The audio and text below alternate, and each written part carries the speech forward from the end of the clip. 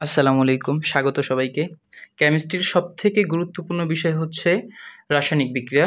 রাসায়নিক বিক্রিয়া জানলে আমরা কেমিস্ট্রির সবকিছুই খুব ইজিলি পারবো এবং রাসায়নিক বিক্রিয়া আবার না জানলে আমরা কেমিস্ট্রির কিছুই জানবো না।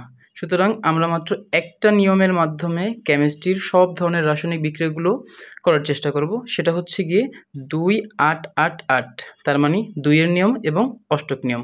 তো আগে আমরা শিখেছি পরমাণুর কোন কক্ষপথে কতগুলো ইলেকট্রন থাকতে পারে। আজকে আমরা জানব কিভাবে সেটা বিক্রিয়া আকারে প্রকাশ করা যায়।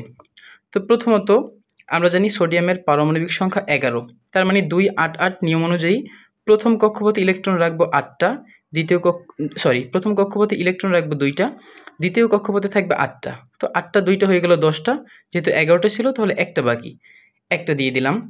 ক্লোরিনের যদি ইলেকট্রন বিন্যাসটা আমরা করতে যাই 17টা, তাহলে প্রথম কক্ষপথে আমরা দিব এরকম করে 2টা, দ্বিতীয় কক্ষপথে দিলাম 8টা। তো 8টা 2টা 10টা এবং অবশিষ্ট থাকবে 7টা, 17টা। তো যেহেতু আমাদের নিয়ম অনুযায়ী প্রথমে রাখতে হবে 2টা এবং সর্বশেষের কক্ষপথে 8টা 8টা করে, তো এখানে আমাদের ইলেকট্রন আছে কিন্তু আমাদের 7টা। তো 8টা পূরণ করার জন্য আমাদের কিন্তু আরও একটা ইলেকট্রন গ্রহণ করতে হবে। আর এখানে 8টা পূরণ করার জন্য হয়তো আমরা 7টা ইলেকট্রন গ্রহণ করব, নয়তো একটা ইলেকট্রন আমরা ত্যাগ করে দিব। এই জন্য হচ্ছে সোডিয়ামের যেহেতু 7টা গ্রহণ করার থেকে একটা ত্যাগ করা অনেক বেশি সহজ, এই জন্য সোডিয়ামের এই ইলেকট্রনটা আমরা ত্যাগ করে দেব।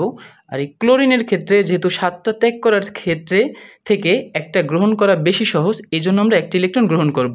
তো সোডিয়াম এই ইলেকট্রনটা দিয়ে দিবে হচ্ছে ক্লোরিনকে।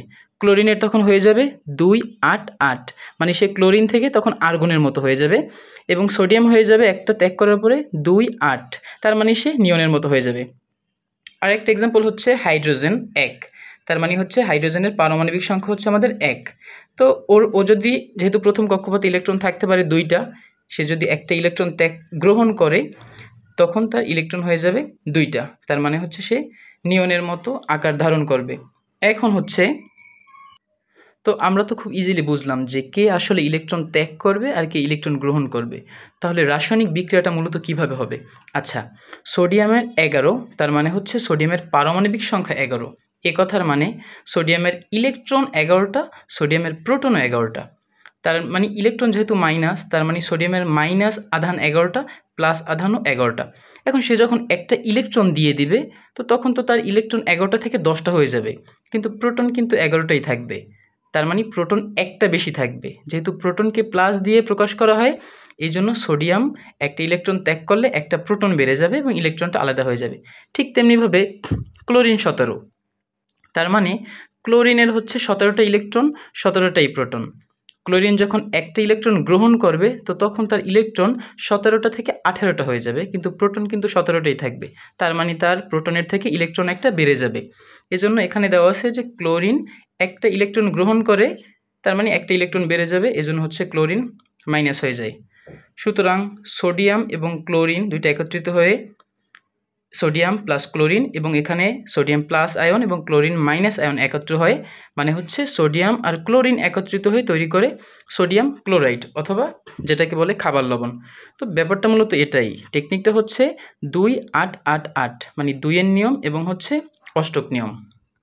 তো আমরা যদি এরকম 2 এর এবং অষ্টক নিয়ম মেনে আমরা যদি পরমাণুতে ইলেকট্রন বিন্যাস করি এবং কে কয়টা দিবে এবং কে কয়টা ইলেকট্রন নিবে এটা যদি বোঝার চেষ্টা করি, তাহলে রাসায়নিক বিক্রিয়া আমাদের কাছে খুবই ইজি হবে এবং যত ধরনের রাসায়নিক বিক্রিয়া আছে সবগুলো আমরা খুব ইজিলি কমপ্লিট করতে পারবো।